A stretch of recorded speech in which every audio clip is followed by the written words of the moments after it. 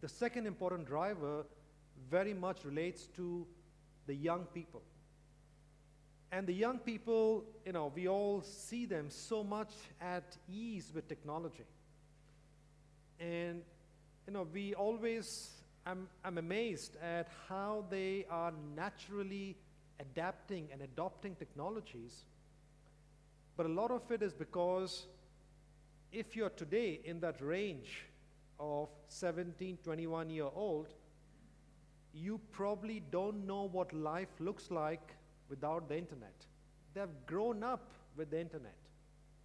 Now, it is not just the fact that they use the internet very easily that's amazing.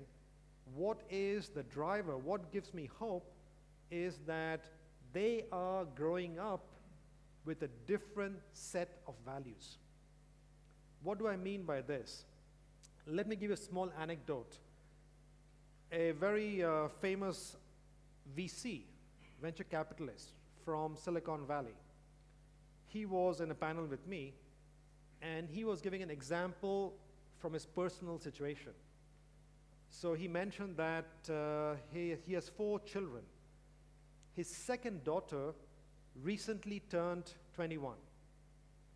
So his eldest daughter, who is 24, decided to throw a party for her on Facebook.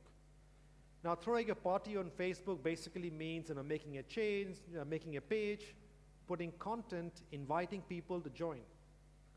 So they invited the parents to also join the party.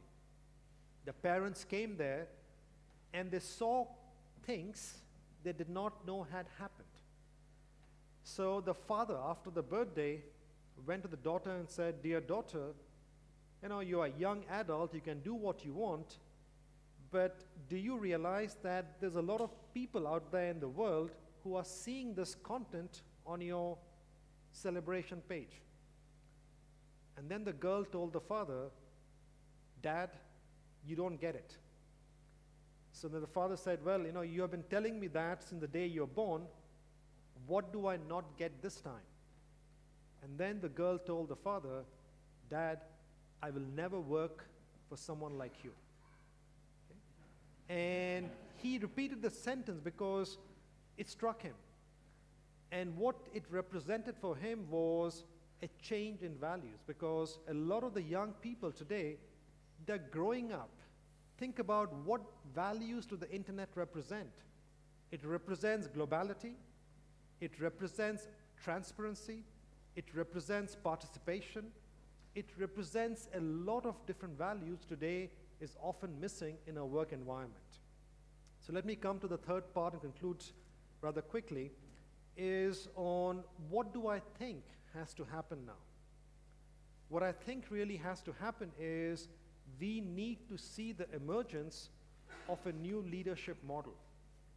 And the new leadership model is something that will be driven by these 2 drivers of technology and the young people.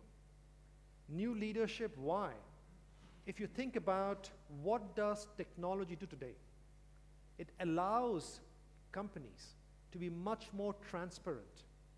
It allows companies to be much more participative. It allows customers and stakeholders to come and work, co-create with organizations. To do that, you need to have a different culture. You need to have a different mindset about letting people in, about collaborating, co-creating. Now, this is very foreign for a lot of CEOs. A lot of CEOs today live in what we term as echo chambers. Echo chambers meaning they're surrounded by a small group of people who think the same, who reflect the same comments and the same viewpoints.